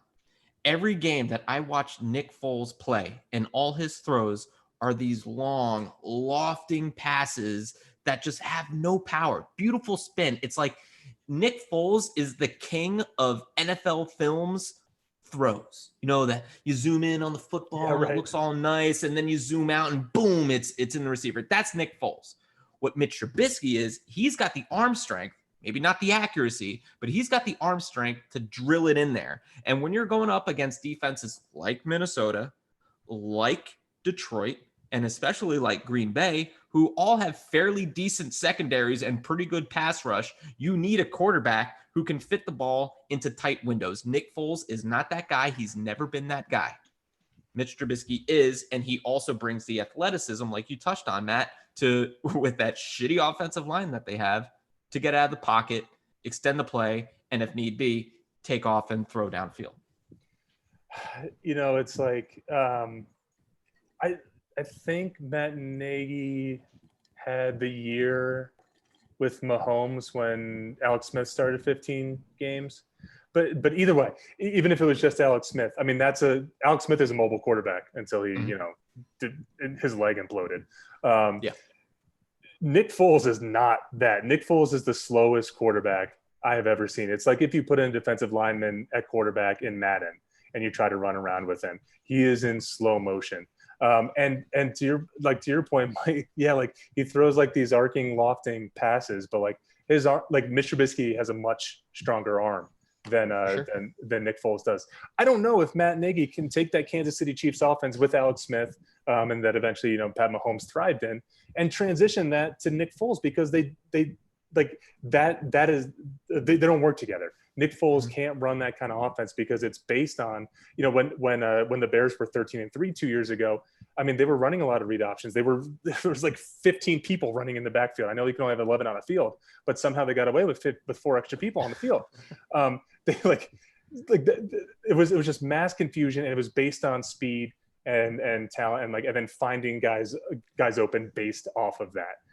And so that's confusing for Trubisky. And so maybe he can figure it out finally this year, but I have doubts that Nick Foles can even execute that, even if he did understand that. I know that Nick Foles is a smart guy, but does he have the actual athleticism to do that? Nick Foles to me is like Matt Flynn. Like Matt Flynn played in that game against Detroit in week 17. He scored 6 touchdowns and threw for 400 yards against like a whatever Detroit team, on a Packers team that was 15-1, by the way, and had like the best receiving core in my lifetime.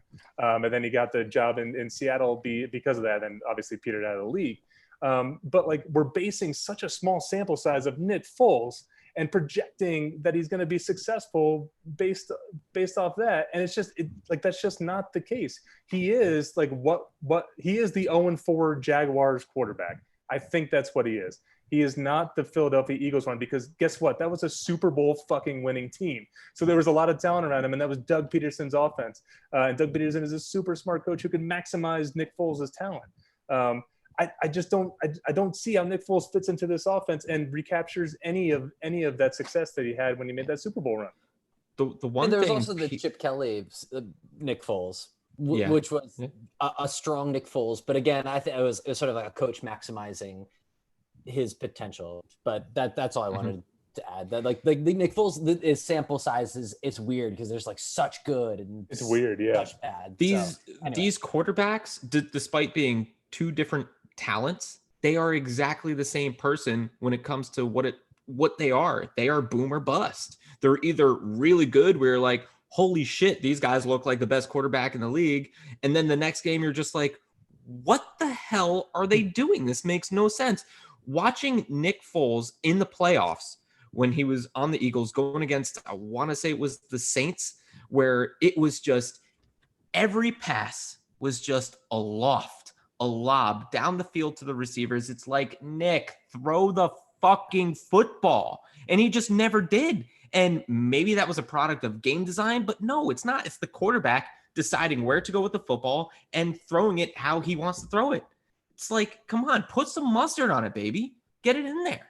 But he's not that type of quarterback. He's never been. Even when you looked at that game when he was with Chip Kelly and the Philadelphia Eagles and he threw 7 touchdowns and 0 interceptions, everything is that RPO, that kind of play action, and then whoop, toss it down long field to Deshaun Jackson. Well, he was with the Buccaneers at that point, but doesn't this bring us right back to the Mike Vick, Lamar Jackson, Cam Newton conversation about like whether or not you can rifle it in there? Like, do you have that fastball or don't you? And like some quarterbacks just won't throw it. I don't know whether it's an inability or just like prefer not to. But like, yeah, I agree. And Nick Foles is the lofter, and I feel like my only complaint on Lamar Jackson is that he feels like a little bit of a lofter. Like he won't rifle it in. You know, maybe it's a confidence thing. Like Nick Foles or maybe even a Lamar Jackson don't want to put the extra heat. You know, oftentimes like think of Major League, right?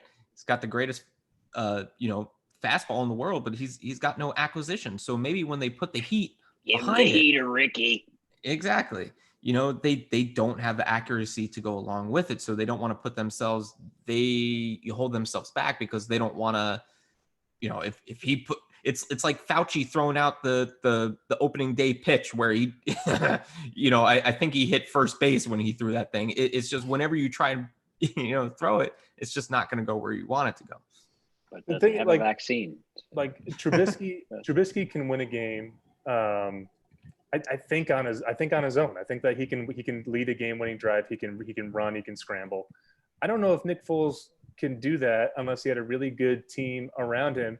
And the Bears are kind of dog shit around him. So Trubisky's the best option.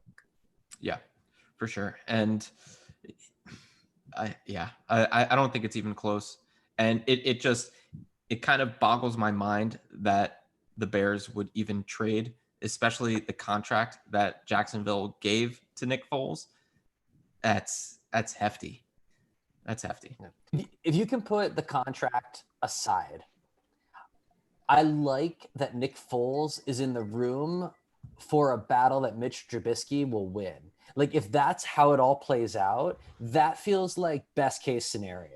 It's like because Foles is notoriously good in the locker room, a good educator, a good backup quarterback, just sort of like very, very heady in that space. And like if he can build up Trubisky, like if Trubisky can earnestly win the battle and Foles like know that like this is a part of that ecosystem and be that good backup quarterback, then maybe this is the way that they save trading up to get a quarterback that wasn't Patrick Mahomes. I honestly think that really Nick point. Foles, yeah, exactly. And I honestly think that Nick Foles is probably the best backup quarterback in the NFL right now. And I believe it was you, Matt, who brought this point up when we had talked about this in the past. It's like, yeah, of course he's doing well in the playoffs because teams were game planning for Carson Wentz all year. And now it's like, okay, here's this new guy.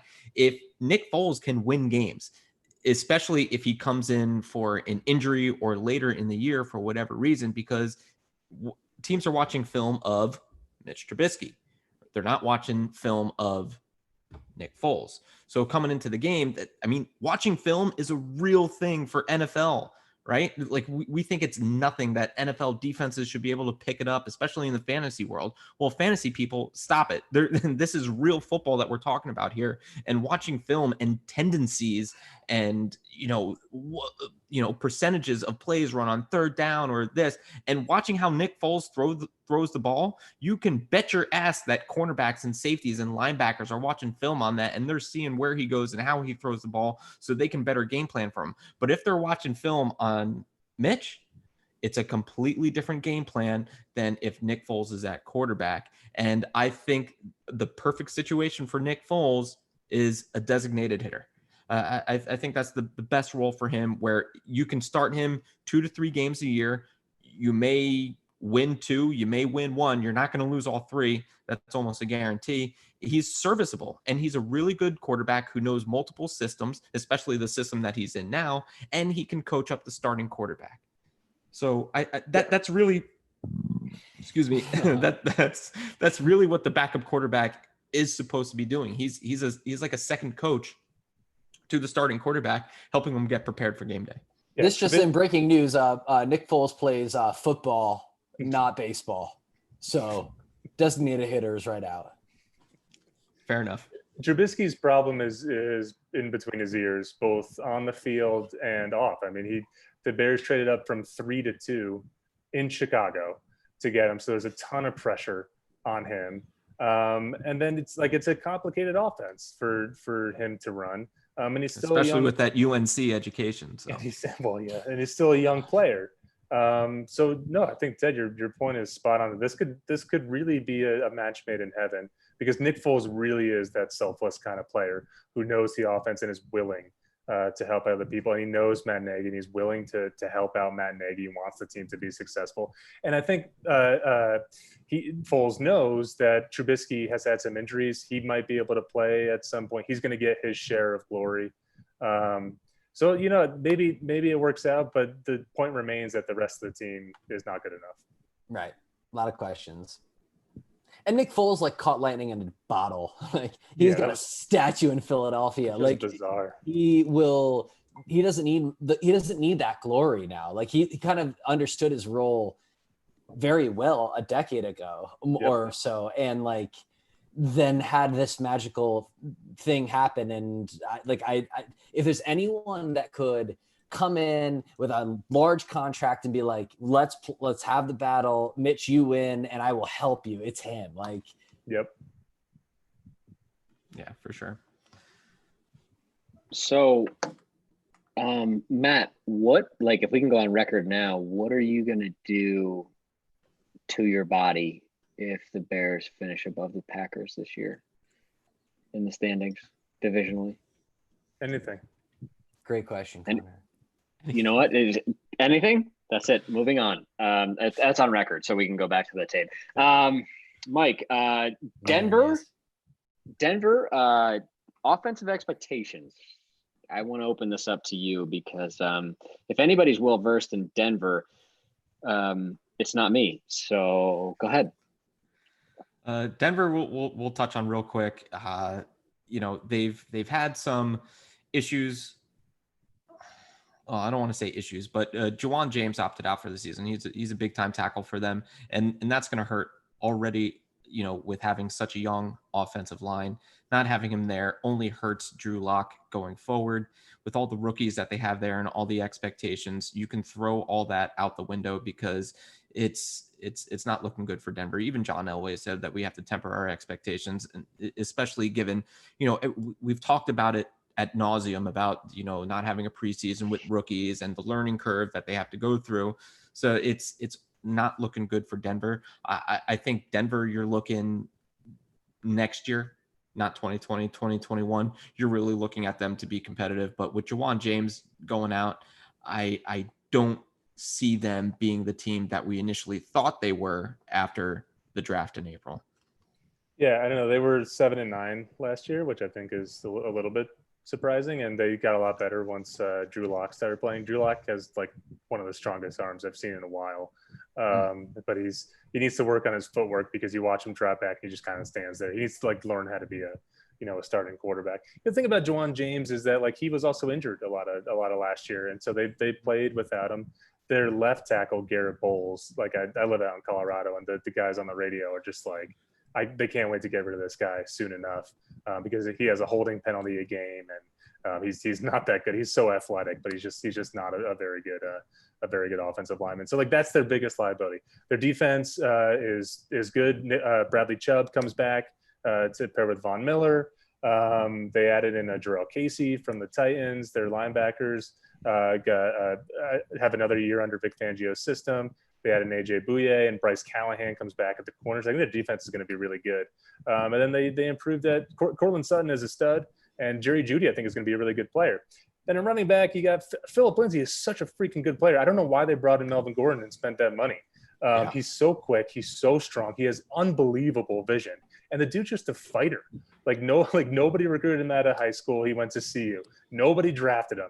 And then it was between Denver and Baltimore. And he said, like, fine, fuck it. I'll go to Denver, even though they didn't draft me, even though it's my hometown team. I don't know why they brought in Melvin Gordon. I actually think Melvin Gordon might struggle behind a shitty offensive line. Phillip Lindsay has already worked behind that. That all said, because the defense is so strong, and it's another year for Drew Lock, and they also had KJ Hamler in the draft in the second round. So they have a ton of speed, and Noah Fant has another year, and Albert O from Missouri, the other tight ends. They have so many weapons. Drew Lock is exciting. I think it's going to be an exciting team. 8-8, 9-7, sneaking into that 7th playoff spot is definitely within the possibility for the Broncos. Yeah, I can't echo that enthusiasm from the guy from Boulder, I guess, like who's like really plugged in. But like, yeah, there's no reason to not like the Broncos, but for some reason I don't, and I can't place it. They're young. They're really young. Very young. Yeah. I guess I want to see something from someone that makes my eyes pop or something. Like I'm higher on the Raiders than I am on the Broncos, even though like if you ask me to predict the records, I'd probably say the Broncos over the Raiders. Like I'm just like the Broncos are so under the radar to me right now that like I'm having a hard time latching onto it. But I would like Drew Lock. I'm all about quarterbacks that aren't first round quarterbacks. Like I want second and third rounders, like all these guys that are put like 7th in line and like don't like shine in the combine. Like every time one of them, like a Russell Wilson, like Tom Brady is an exception, obviously, but like Russell Wilson's a great one. And even I guess Mahomes a little bit because like he wasn't Trubisky, he wasn't drafted second overall. Like every time one of them is the guy, like Lamar Jackson's another great example. He's been the most successful out of like the 5 that were drafted in the first round. Like I love that story. Like I want that to keep being the things that people see.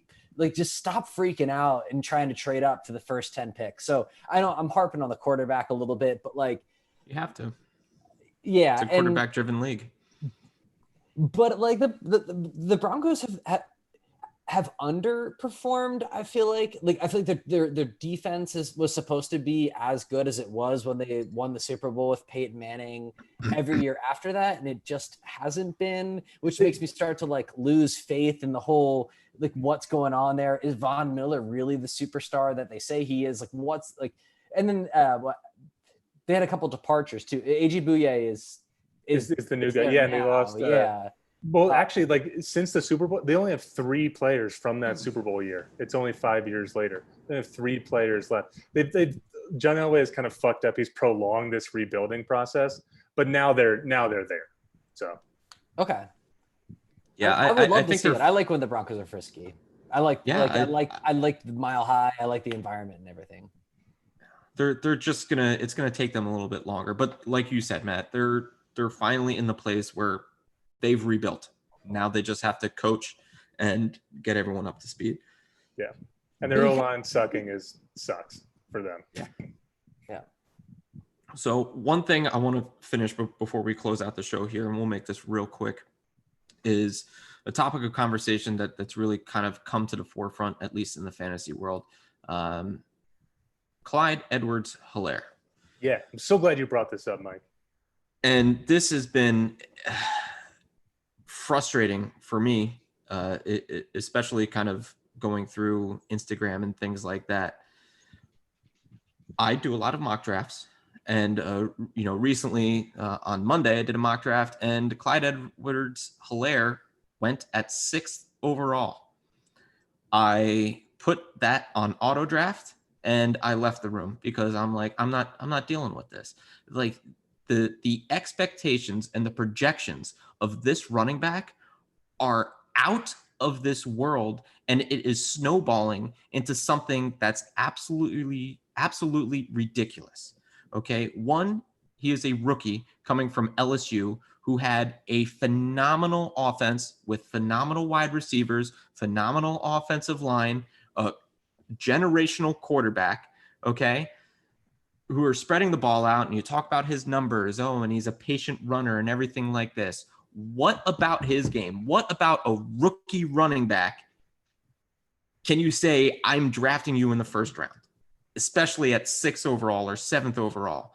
There is nothing, and you cannot compare him to any other player because we don't know what he's like. He is a rookie in the NFL who is behind the 8 ball, right? He's going to struggle in pass protection because he didn't do a lot of that at LSU, excuse me, which you don't see a lot of rookies hit the field because of that. And yeah, he's got talent and things like that, but just because Damian Williams opts out doesn't make this guy the next coming of Christian McCaffrey, which he's not. And for people who are out there saying, oh yeah, take Clyde Edwards-Hilaire in the first round. He's a game changer. He's everything like that. You need to stop, right? If you want to go take CEH in the first round, by all means, go do it because you're going to freaking lose your entire season. Maybe not. That's a little over dramatic, but regardless, you are doing a big disservice to not only you by drafting him, but if you're one of the people who are telling people to draft him, you're doing a disservice to all the people who actually do listen to you, which is unfortunate. Who will Damian Williams was the easy answer to why Clyde Edwards-Hilaire was being overdrafted. Who is available that will have that pass protection chops that the Kansas City Chiefs will favor over CEH? Like who's DeAndre Washington? DeAndre Washington he has been a viable 3rd down back for the Raiders for a very long time. And the Chiefs? Or the Raiders? Well, he was with the Raiders. He was with the Raiders. Now, okay. Yeah, but now he's on the Chiefs. So he's smart. He's a veteran. He's been in the league. He knows pass protections. And for people that want to say like, okay, well, he is a good pass protector. Bullshit. Pass protection in college is nothing like it is in the NFL. You're not seeing the complexity of blitz packages in college that you are seeing at the NFL level. And guess what? You're getting the best of the best. This guy is 5'7", 200 pounds. He is not Maurice Jones-Drew, and he's not lighting up Sean Merriman on that goal line play. That's not what Clyde Edwards-Hilaire is. Okay, these guys are faster, they're stronger, and they're a lot smarter than him. All right, Mike, I find your opinion on this Clyde Edwards hilarious because CEH, just say you're up on the abbreviation. I mean, you talk about his size, but Darren Sproles was one of the most productive. Let's not focus on his size here. The real argument is first round draft pick. Are you taking Clyde Edwards-Hilaire in the first round? If I'm picking 10, yeah. If I'm picking between 10 and 12, I would absolutely take Clyde Edwards-Hilaire. And here's why. Running backs in Andy Reid's system have always done well. Whether it's Damian Williams or Kareem Hunt or Jamal Charles or LaShawn McCoy, both times, running backs always do well. I don't shy away from rookie running backs. Ezekiel Elliott had a fine rookie season.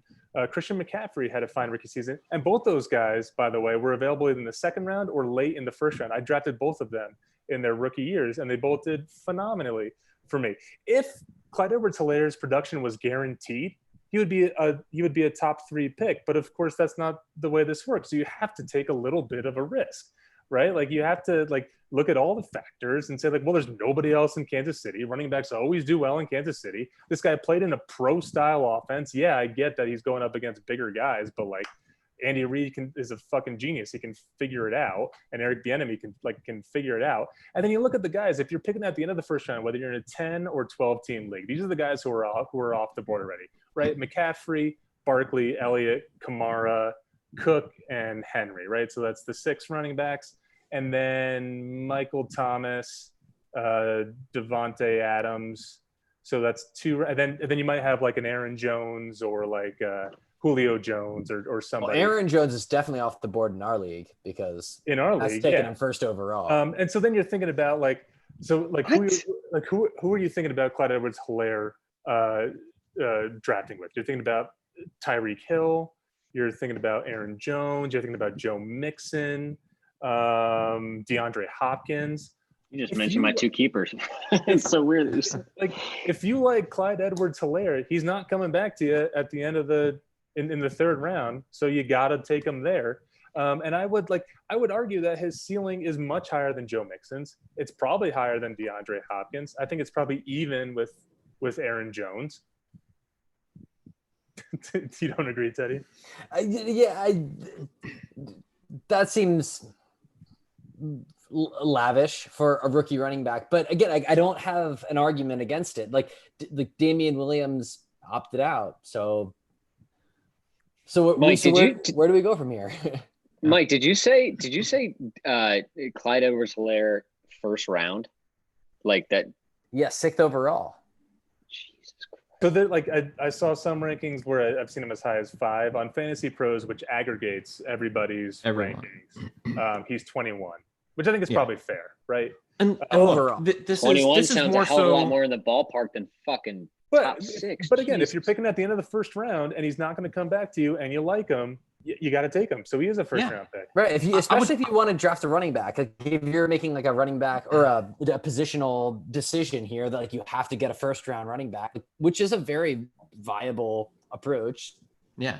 Look, the whole thing that I want to get across here is not to say the fact that is not going to have a good season, because I honestly think is going to have a very good season. But picking him at 6th overall, I just think you're doing yourself a disservice. Now, if you're picking 10 through 12, I think that's a good value. We are in a 10-team league, so 10 through 12 would be like end of the first round, early second round, which I think is good value for him. But with the guys on the board at 6, I just think you're much better off taking one of those guys who are proven, because when it gets down to it, at the end of the first round, let's say 10 through 15, picks 10 through 15, there's a lot of uncertainties there. Like you just brought up, you're going to take Joe Mixon, is Austin Eckler you're going to take, those are all guys that are available. Are you going DeAndre Hopkins? Are you taking Devontae Adams? Like those guys are wide receivers. If you want a running back, he's really great in that area. But if you're looking at 6 or 5 through 7,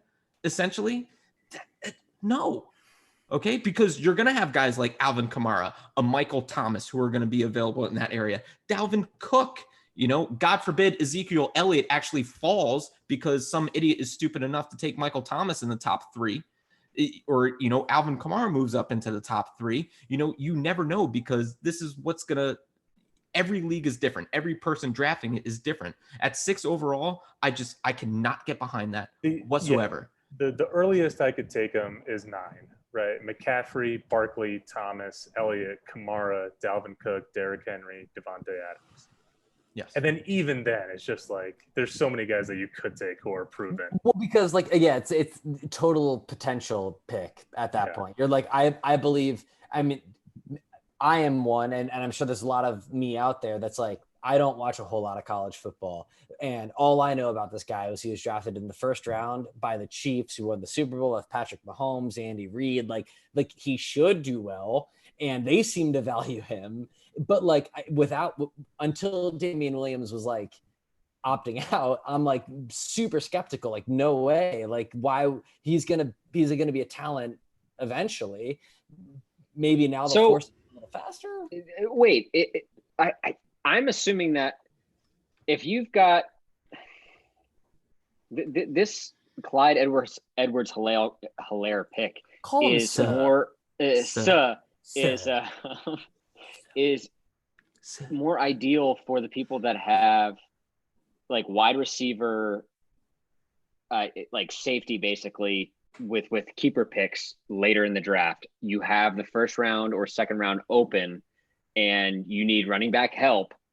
So you're willing to take necessarily like, or you have 2 running back options, like for some, I don't know how it could happen, but you have both of your running back like options solidified. You got 2 steals in late rounds, and you're just like, you know what? I want to take a flyer on somebody.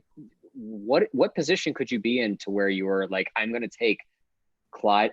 I'm going to take him in the first round or early second round. When you have needs to fill, in our league, it's a keeper league. So I'm going, my philosophy is running back first.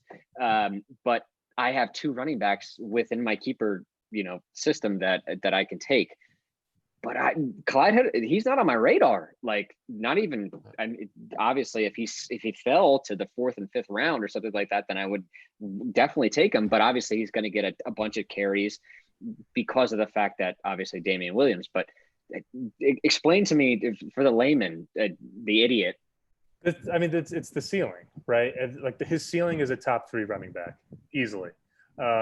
Because of the offense that he's in, because of what he did in college, because of the fact that he was the first running back taken in the draft, the fact that he was taken by the Chiefs, the fact that there's nobody else in that backfield.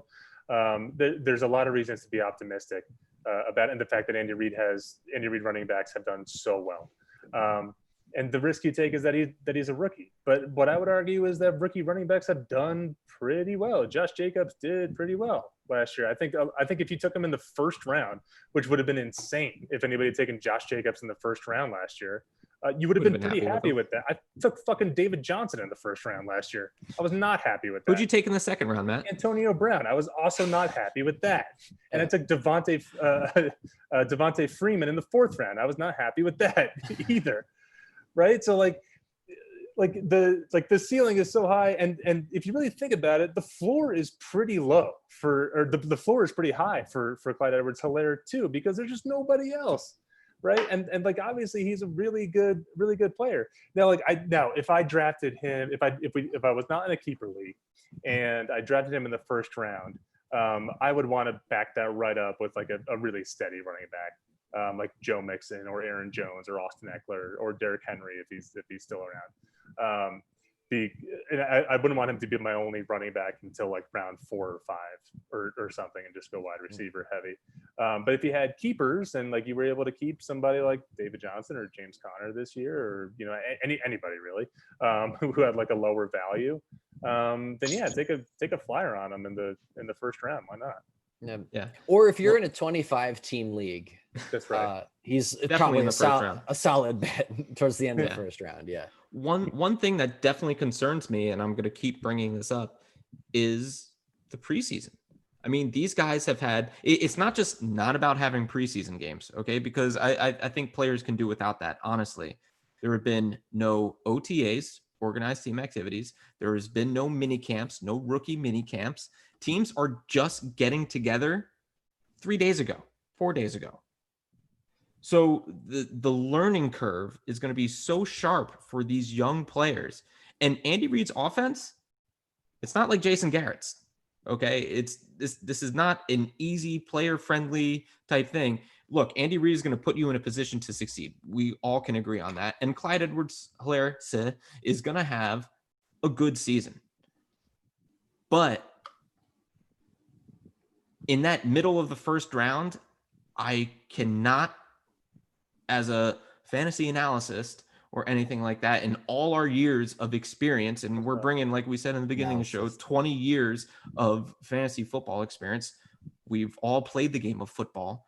This offseason is just so tricky to take these projections and extrapolate that over the entire season. We don't know what his conditioning is going to be like because it's not the same. I would argue that running backs do pretty well in their rookie seasons. I would also argue that guys with hyphenated names do really well in fantasy. Maurice Jones-Drew, Juju Smith-Schuster, right? There's at least 2 examples of guys who have done well. Could we go on about? Could you give me one more example? Let me Let's think wrap about up the show. Just Antoine one Randall more. L. Just one more. Yeah, there you go. Okay, Wow. could you give me one more? Yeah. Yeah. Cam Ladies Newton, and gentlemen, Marquez Tonight- Valdez Scantling. yeah, Jesus. Did not do Tonight well. has been a sensational episode. Another wonderful addition to the Fantasy Football's finest if you YouTube live show. You can follow us. Mike, I don't want to cut in unless there's something else you want to add here, brother. But I am done. I'm toast. I'm all spent. right. I blew my load on